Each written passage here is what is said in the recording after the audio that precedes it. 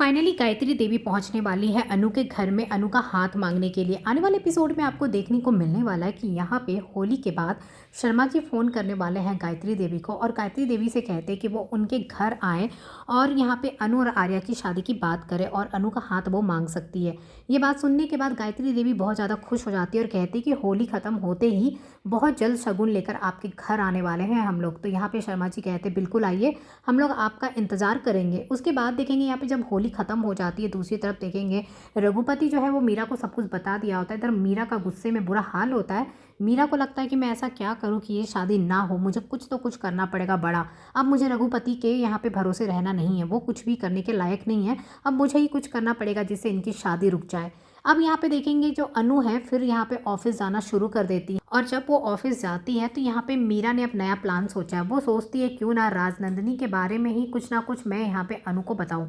अब यहाँ पे देखेंगे वो इनडायरेक्ट वे में कुछ ना कुछ करने की तैयारी करेगी, जहाँ अनु को धीरे धीरे राजनंदिनी के बारे में पता चलेगा। जहाँ तक उसे जो पता था राजनंदिनी के बारे में उससे भी कहीं ज़्यादा उसे पता चलने लग जाता है। धीरे धीरे उसे कुछ ऐसे रिसिप्ट मिलते हैं, उसको देखने के बाद उसे लगता है कि राजनंदिनी का सच जितना वो जानती वो इनफ नहीं है। आर्या सर ने उसे पूरा सच नहीं बताया और ये सब देखने के बाद अनु के मन में फिर से कुछ ना कुछ आ जाता है।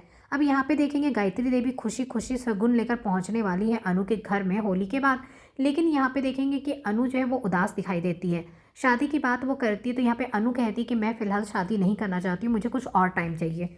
तभी सब लोग शॉक्ड हो जाते हैं और सोचते हैं कि अनु क्या कह रही है और ऐसे क्यों कह रही है। आर्या सर तो बहुत ज़्यादा शॉक्ड हो जाते हैं कि अनु को क्या हो गया। तभी अनु बताती है और यहाँ पे जो अनु के पास एक रिसिप्ट होता है जो उसके हाथ में लगा होता है वो पकड़ा देती है गायत्री देवी को और साथ ही साथ यहाँ पे हर्षा भी आया होता है। हर्षवर्धन भी उसे अपनी आंखों से देखता है। वो सब देखने के बाद उसे लगता है कि अब अनु के मन में पता नहीं क्या बात आ गई है। अनु कहती है कि मैं जब तक पूरा भरोसा ना जीत लूँ आर्या सर का तब तक मैं ये शादी नहीं करूँगी। उसके बाद अनु ये शादी कुछ दिन के लिए टाल देती है। अब आर्या सर को लगता है कि अनु को कैसे समझाएं। दूसरी तरफ मीरा कुछ ना कुछ ऐसा करती रहती है जिससे अनु के मन में शक आए और अनु को लगे कि आर्या सर उसके लिए ठीक नहीं है।